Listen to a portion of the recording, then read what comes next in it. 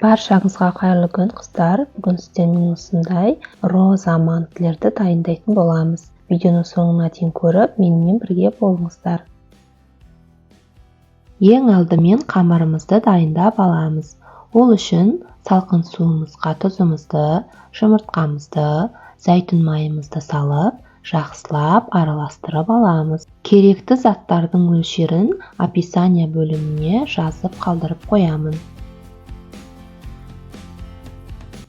Үстінен електен өткен ұнымызды жаймендеп бір-бірлеп саламыз. Барлығын бірден салып жібермеңіз, қамырыңыз қатты болып қалуы мүмкін. Ұнды мөлшерлеп отырып салып, қатты да емес, жұмсақ та емес, қамырды илеп аламыз.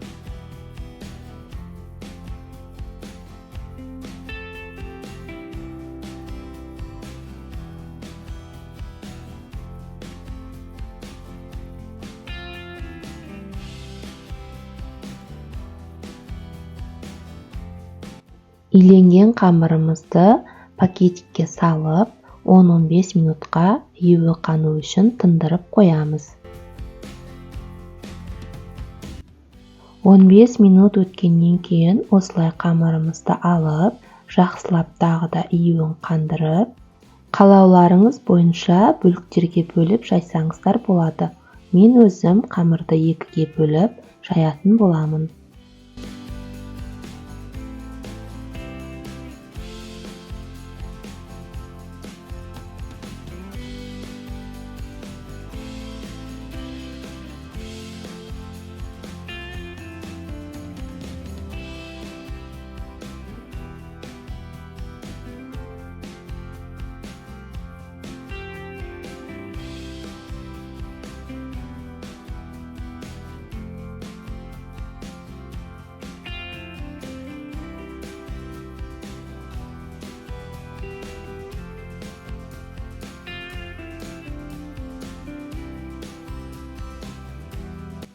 Бірінші осылай кішкене оқтаудың көмегімен қамырымды үлкейтіп жайып аламын.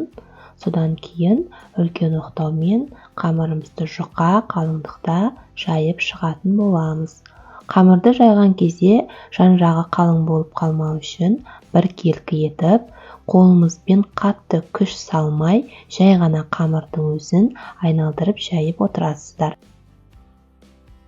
Енді қамырымызды дөңгелектерге бөліп шығамыз.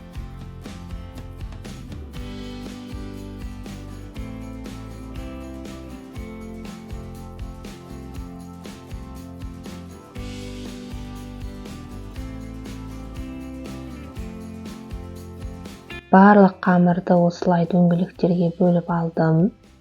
Енді 4-4-теуден қойып, видеода көрсетілгендей етіп, мантілеріңізді түйіп шығасыздар.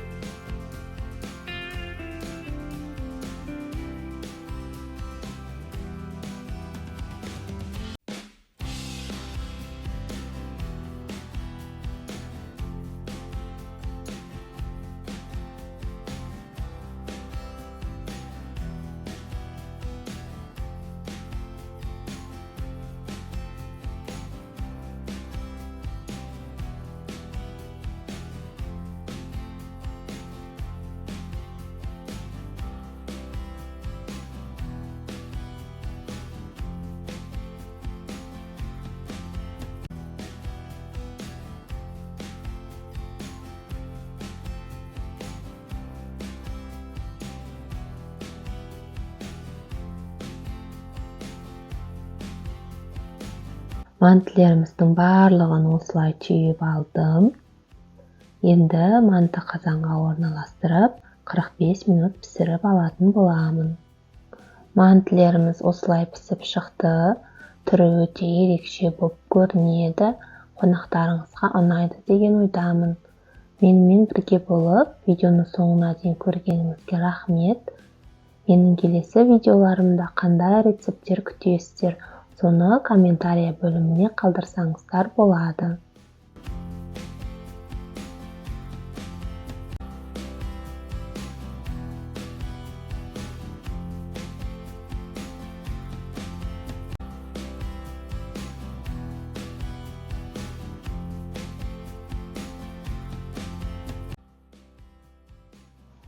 Осындай ерекше мантілерді дайындап болдық.